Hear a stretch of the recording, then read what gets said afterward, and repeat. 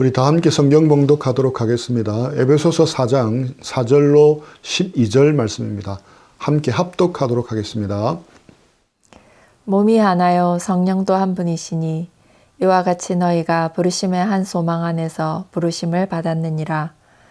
주도 한 분이시요 믿음도 하나요 세례도 하나요 하나님도 한 분이시니 곧 만유의 아버지시라. 만유 위에 계시고 만유를 통일하시고 만유 가운데 계시도다. 우리 각 사람에게 그리스도의 선물의 분량대로 은혜를 주셨나니 그러므로 이르기를 그가 위로 올라가실 때에 사로잡혔던 자들을 사로잡으시고 사람들에게 선물을 주셨다 하였도다. 올라가셨다 하였은즉 땅 아래 낮은 곳으로 내리셨던 것이 아니면 무엇이냐. 내리셨던 그가 곧 모든 하늘 위에 오르신 자니 이는 만물을 충만하게 하려 하심이라. 그가 어떤 사람은 사도로 어떤 사람은 선지자로 어떤 사람은 복음 전하는 자로 어떤 사람은 목사와 교사로 삼으셨으니 이는 성도를 온전하게 하여 봉사의 일을 하게 하며 그리스도의 몸을 세우려 하심이라. 아멘. 갈비찜을 만들 때 압력솥에 넣고 푹 찌면 살이 쉽게 떨어져 나와서 뼈를 쉽게 발라낼 수 있습니다. 에베소서를 압력솥에 넣고 푹 찌면 붙은 살코기가 떨어지고 뼈대만 남는데 그 뼈대에 해당하는 것이 무엇이겠습니까? 교회입니다. 에베소서는 교회론에 대해 가장 잘 나와 있는 책입니다. 교회가 무엇인가를 알려면 반드시 에베소서를 공부해야 한다는 뜻입니다. 전반부는 교회는 무엇인가에 대한 이론편이었다면 4장부터 시작되는 후반부는 실전편입니다. 에베소서 후반부에는 새로운 인류, 새로운 사람, 새로운 공동체인 교회를 향해서 두 가지를 요구합니다. 하나됨과 순결함입니다. 지금 우리는 하나됨에 대해서 2주 동안 생각해 보았습니다. 하나됨을 지켜나가기 위해 힘써야 할 4가지 성품에 대해서 생각해 보았습니다. 겸손과 온유함과 오래 참음과 용납입니다. 교회가 분열되고 성도의 교제가 깨어지는 아픔을 겪을 때마다 관찰되는 공통 분모가 있습니다. 바로 우리 중에 누군가가 겸손하지 못했다는 것입니다. 누군가가 온유하지 못했다는 것입니다. 우리 중에 누군가 오래 참지 못했고 사랑으로 서로를 용납하지 못했다는 것입니다. 각박한 세상 속에서 손해보면서 바보같이 사는 사람이 되어야 할 때도 있습니다. 교회 공동체도 좀 바보 같아야 합니다. 누가 옳고 그러냐를 따지면 끝이 없습니다.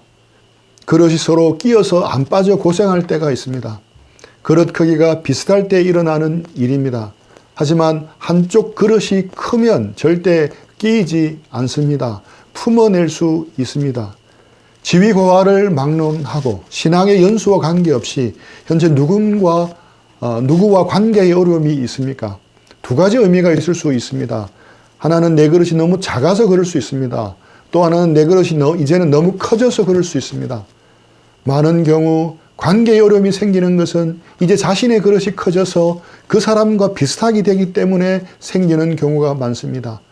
예린이 예성이가 초딩 때는 큰 부딪힘이 없었는데 중학교에 가고 고등학교에 가면 부딪히는 일이 생길 수가 있습니다. 아이들의 그릇이 그만큼 커졌다는 의미입니다. 그릇이 끼이듯 이처럼 관계의 어려움이 생길 때 우리는 우리의 그릇이 더 커져야 할 때임을 기억하시기 바랍니다. 우리는 관계의 어려움 속에서 주님께 기도해야 합니다. 자신의 그릇을 더 키워주시도록 기도해야 하는 겁니다. 올바른 일을 넘어서 위대한 일을 품는 큰 그릇이 되는 우리 모두가 되기를 축복합니다. 오늘 본문은 믿는 성도들이 성령의 하나됨을 지켜야 하는 중요한 근거를 말씀하고 있습니다. 에베소 4장 4절로 6절 말씀입니다. 몸이 하나요 성령도 한 분이시니 이와 같이 너희가 부르심의 한 소망 안에서 부르심을 받았느니라. 주도 한 분이시요 믿음도 하나요 세례도 하나요 하나님도 한 분이시니 곧 만유의 아버지시라. 만유 위에 계시고 만유를 통일하시고 만유 가운데 계시도다. 이 구절에서 하나라는 말이 7번이나 반복해서 나옵니다. 7가지나 되는 공통 분모를 일일이 언급하는 것은 그만큼 교회의 하나됨을 강조하고 있는 것입니다. 우리가 믿는 예수님도 한 분입니다. 또 예수님을 보내신 하나님도 한 분입니다. 예수님을 믿는 믿음도 하나입니다. 그 믿음을 공개적으로 고백하는 세례도 하나입니다. 그 믿음을 가지도록 우리 안에서 역사하시는 성령님도 한 분이십니다. 또 믿는 우리를 그리스도의 몸이 되게 한 교회도 하나입니다. 또 우리가 가진 부르심의 소망도 하나입니다. 이렇게 성령께서 하나 되게 해주셨기에 우리는 겸손과 온유와 오래 참음과 용납함으로 하나됨을 힘써 지켜야 나가야 하는 것입니다. 그런데 한글 성경에는 번역되지 않은 단어가 있는데 바로 7절 앞에 나오는 그러나라는 접속사입니다. 접속사를 사용해서 붙여서 읽으면 이렇게 됩니다. 그러나 우리 각 사람에게 그리스도의 선물의 분량대로 은혜를 주셨나니. 그런데 왜 그러나로 시작하겠습니까? 앞에서 하나됨에 대해서 말씀을 나누었습니다. 그리고 나서 7절이 나오는데 그러나로 시작합니다. 그러나 하나님은 각 사람에게 그리스도의 선물의 분량대로 은혜를 주셨습니다. 이 말이 무슨 의미겠습니까? 우리는 하나이지만 획일적인 하나됨이 아니라 다양성 속에서 하나 되는 것임을 알려주시는 겁니다. 우리는 하나이지만 그러나 우리 모두가 획일적으로 같은 것이 아니다는 것입니다.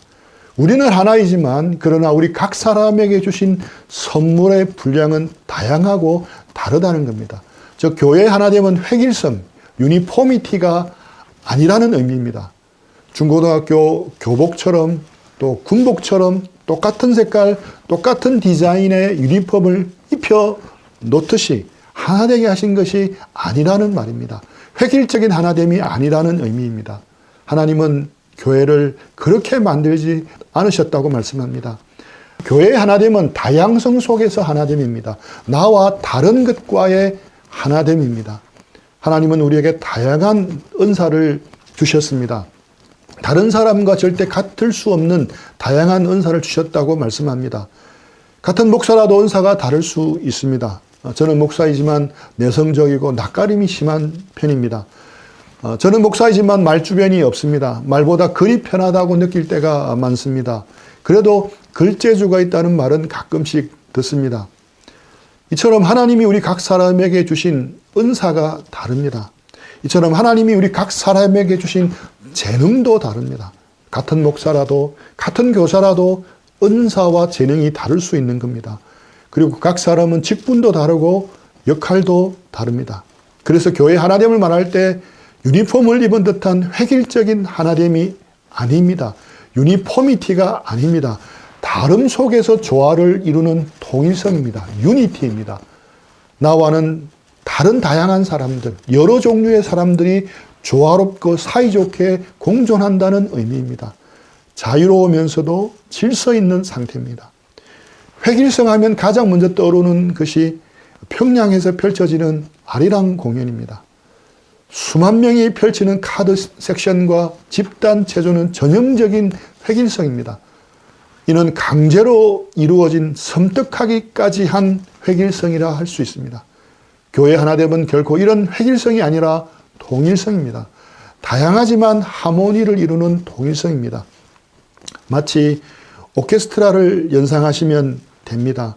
오케스트라는 크고 작은 다양한 현악기, 금관악기, 목관악기, 타악기로 구성됩니다. 모든 단원들은 악보와 악장과 지휘자의 인도에 따라 각자의 소리를 연주합니다. 너무 커도 안 되고 너무 작아도 안 됩니다. 너무 빨리 나와도 안 되고 너무 늦게 나와도 안 됩니다.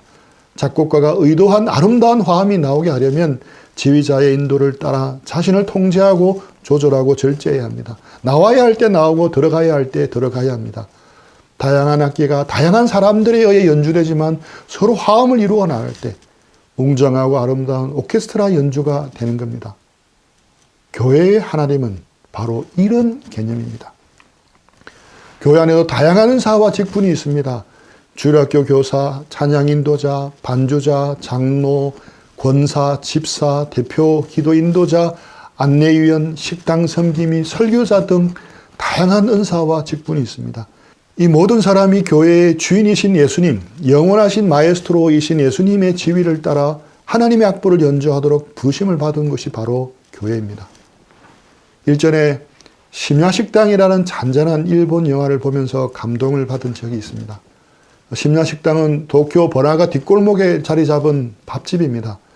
심야식당은 손님들이 불러주는 이름이고 간판에 쓰인 이름은 그냥 밥집입니다. 대부분의 가게가 문을 닫는 밤 12시부터 아침 7시까지 문을 연다고 심야식당입니다. 메뉴 외에도 먹고 싶은 거 있으면 재료가 있는 한 주인장이 요리 방법을 물어서라도 만들어 줍니다.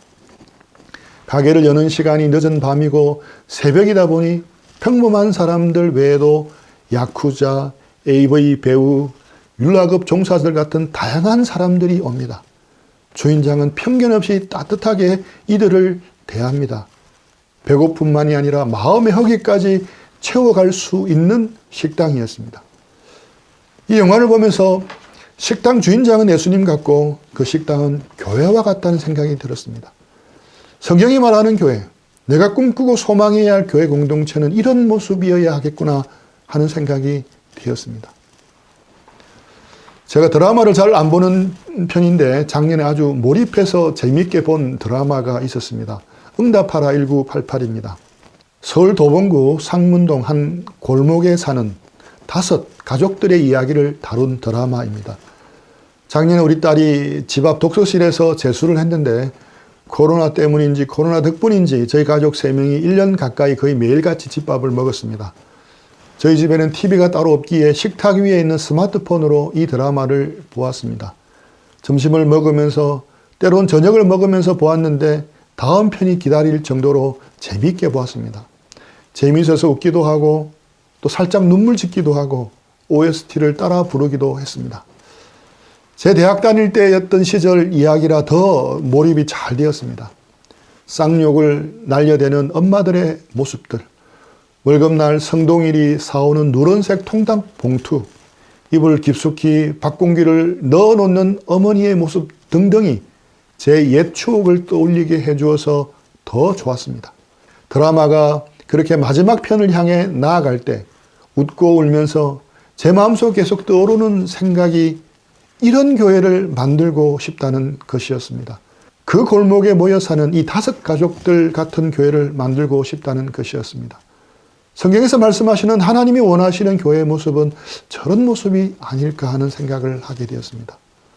5 가족들은 참 다양했습니다. 심지어 한 가족이었지만 완전히 다른 경우도 있었습니다. 정환이 내가 그랬습니다. 형 정봉이는 재수생이 아니라 칠수를 하고 있고 동생 정환이는 전교권으로 공부를 잘 합니다. 훗날 동생 정환이는 공군사관학교에 입학을 해서 장교가 되고 형 정봉이는 요리에 관심을 가지게 되어서 백종원이 된다는 설정입니다. 그런데 이 만년 재수생 정봉이가 복군에 당첨되어서 그 돈으로 집장만을 하게 되는 일이 벌어집니다. 성동일이 아버지 역을 맡은 덕선이네는 바로 복군 당첨금으로 산 정환이네 집 반지하에 살고 있습니다. 그 집도 참 특이했습니다.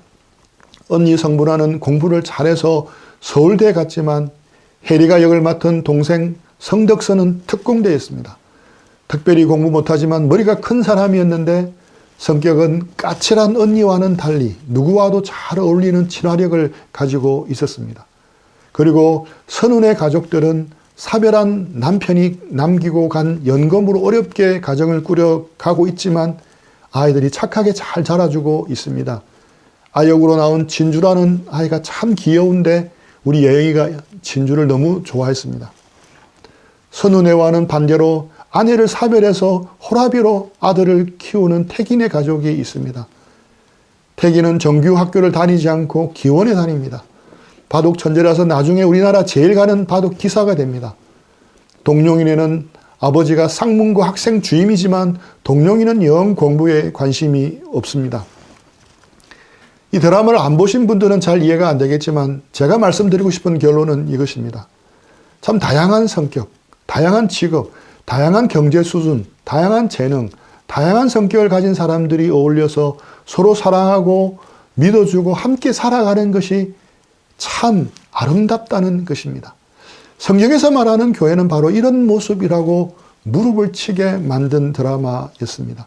성경이 말하는 교회의 하나됨은 이렇게 다양성 속에서 조화롭게 통일되어 하나를 이루어가는 것임을 보여준 드라마였습니다. 우리 공동체가 이런 공동체로 성장하기를 기도하며 축복합니다.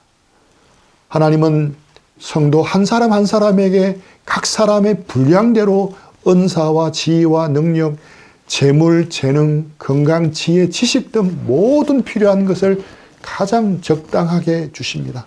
모두 은사, 즉 은혜의 선물입니다. 우리는 서로 다른 은사를 받았습니다. 우리 안에는 매우 다정다감한 성격을 소유한 분이 있습니다. 그래서 다른 사람들을 잘 보살피고 그들의 말을 잘 들어줍니다. 어떤 분들은 행사가 있으면 진행하는 능력이 있습니다. 어떤 분들은 어려운 사람이 있으면 발벗고 나서서 돕는 사람도 있습니다. 어떤 분들은 분위기 메이커입니다. 그 사람이 있으면 모든 모임이 신나고 재미있습니다. 어떤 분들은 음악적인 재능이 있습니다. 어떤 분들은 손님 접대 은사를 받았습니다. 어떤 분들은 머리가 명석하고 총명합니다. 어떤 분들은 직관력이 있고 영적으로 깨어 있습니다. 그래서 교회 안에는 가난한 자도 있고 부자도 있고 많이 배운 자도 있고 적게 배운 자도 함께 있습니다.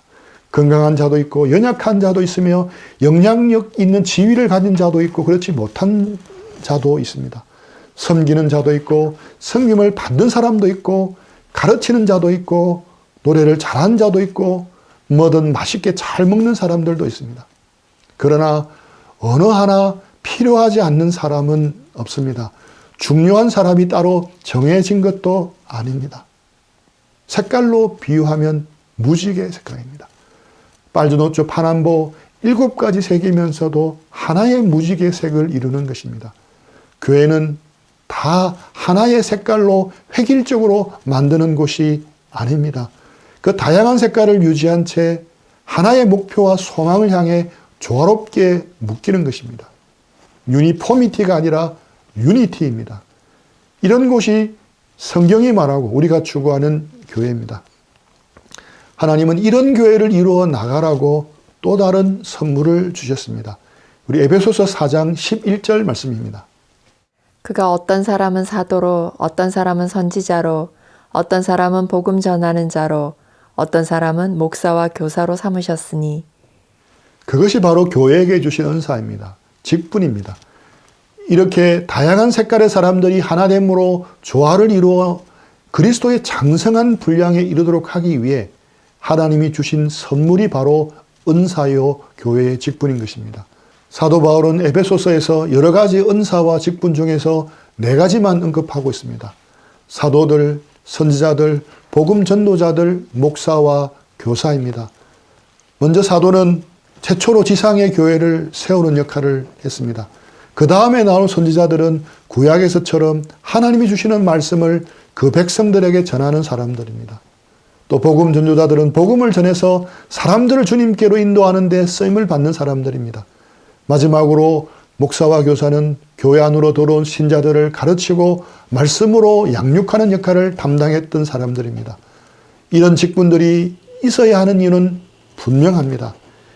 이들은 성도들이 신앙 안에서 잘 자라가도록 돕는 일꾼의 역할을 해야 하는 것입니다. 다양한 은사와 재능과 기질을 가진 사람들이 서로 협력하고 연합하여 그리스도의 몸인 교회를 세워가도록 돕는 일을 하는 겁니다. 이렇게 해야만 성령 안에서 하나된 교회가 세워져 갑니다. 이런 의미에서 직분은 하나님이 지상교회에게 내려주신 선물입니다. 우리 에베소서 4장 7절로 10절까지 읽어보겠습니다. 우리 각 사람에게 그리스도의 선물의 분량대로 은혜를 주셨나니 그러므로 이르기를 그가 위로 올라가실 때에 사로잡혔던 자들을 사로잡으시고 사람들에게 선물을 주셨다 하였도다. 올라가셨다 했은즉 땅 아래 낮은 곳으로 내리셨던 것이 아니면 무엇이냐. 내리셨던 그가 곧 모든 하늘 위에 오르신 자니 이는 만물을 충만하게 하려 하심이라. 이 부분은 엘리베이터처럼 올라가셨다가 내려가셨다 한다고 어떤 분들은 엘리베이터 구절이라고도 합니다. 에베소서를 읽을 때마다 쉽게 이해가 되지 않는 구절입니다. 8절부터 10절 상반절은 사도 바울이 시편 68편 18절을 인용해서 설명하시는 부분입니다. 전장에서 승리하시고 시온산에 오르시는 하나님에 대한 이미지로 십자가에서 승리하시고 성천하시는 예수님을 설명하는 부분입니다. 쉽게 이 부분을 이해하려면 이 부분을 빼고 읽으시면 됩니다. 7절 다음에 바로 10절 하반절을 연결해서 읽으시면 됩니다. 우리 각 사람에게 그리스도의 선물의 분량대로 은혜를 주셨나니 이는 만물을 충만하게 하려 하심이라. 이렇게 읽으면 문장이 자연스럽게 연결이 됩니다. 하나님은 각자에게 그리스도의 선물의 분량대로 은혜를 주셨습니다. 여기서 은혜는 은사입니다. 만물을 충만하게 하시는 교회를 위해서 은사를 주신 것인데 예수님께서 어떤 사람들은 사도로, 어떤 사람들은 선지자로, 어떤 사람들은 복음 전하는 자로, 어떤 사람들은 목사와 교사로 삼아 지상교회 선물로 주셨다는 겁니다. 그러므로 지상교회는 이런 직분들을 하나님이 주신 선물로 귀하게 받아야 합니다. 12절에 이렇게 설명합니다. 이는 성도를 온전하게 하여 봉사의 일을 하게 하며 그리스도의 몸을 세우려 하심이라. 많은 그리스도인들이 오해하고 있는 구절입니다. 이전 한글 성경 버전인 개역 한글판에는 이렇게 되어 있습니다. 이는 성도를 온전케 하며 봉사일을 하게 하며 그리스도의 몸을 세우려 하심이라. 어떤 차이가 있습니까? 정확하게 말하면 한자가 다릅니다. 며가 여로 바뀌었습니다. 한자가 잘못 번역이 됨으로써 큰 오해를 불러했던 구절입니다.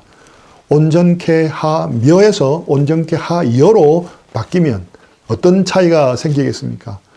온전케 하 며라고 번역하면 봉사의 일을 하고 그리스도의 몸을 세우는 주체가 누가 되는 겁니까?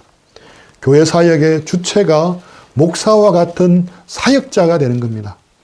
그런데 온전하게 하여라고 바로 번역을 하면 의미가 달라집니다. 사역을 하는 주체가 누가 되는 것입니까? 모든 성도들이 됩니다. 봉사 일을 하고 그리스도의 몸을 세우는 것은 모든 성도의 몫이 되는 것입니다. 목사가 해야 할 일은 무엇입니까? 성도들이 그 사역을 잘하도록 준비시켜 돕는 일입니다. 표준 세번역으로 보면 분명하게 드러납니다. 그것은 성도들을 준비시켜서 봉사일을 하게 하고 그리스도의 몸을 세우게 하려고 하는 것입니다. 봉사하며 그리스도의 몸을 세우는 사역의 주체는 목사가 아니라 성도들입니다. 제가 아니라 여러분들입니다. 목사인 제 역할은 여러분들이 맡은 하나님의 사역을 하도록 돕는 것입니다. 여러분들이 직접 봉사를 하고 그리스도의 몸을 세우도록 목사인 저는 돕는 역을 맡은 것입니다. 그런데 지금 일반적인 인식은 어떻습니까? 사역은 목사가 하는 것이고 평신도는 목사를 돕는 자라고 생각합니다. 이것은 분명히 성경적 개념이 아닙니다. 축구 경기에 비유하면 목사를 비롯한 사역자들은 감독이며 코치라고 할 수 있습니다. 실제 그라운드에서 공을 차며 뛰어야 할 선수는 성도들입니다. 그런데 요즘은 목사는 필드에서 직접 부지런히 뛰는 선수라고 여깁니다. 그리고 자신들은 관객석에서 잘하라고 응원해주는 관객인 것처럼 생각하는 성도들이 많습니다. 이는 성경적이지 못한 개념입니다. 그러니까 목사인 제가 사역을 잘할 수 있도록 저를 도와주세요 라고 말하는 것은 감독이 오늘 시합에 제가 직접 나가니 필드에서 잘 뛰고 골도 잘 넣을 수 있도록 응원해 주세요 라고 말한 것 같이 잘못된 말이라는 겁니다.